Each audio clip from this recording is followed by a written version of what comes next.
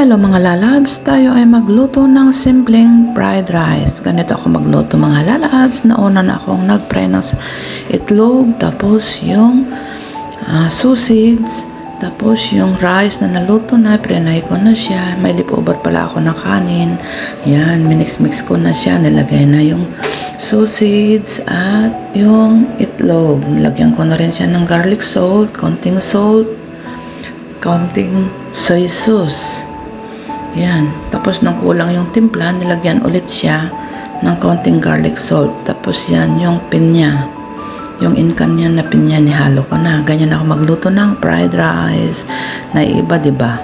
Matamis-tamis, maalat-alat. Paborito na amo ko yan. Hindi ko na yan nilagyan ng spring onion kasi ayaw niya. Tapos yan, yung garlic salt, ay pepper salt. Yung toppings na inilagay ko pa. Yummy, yummy.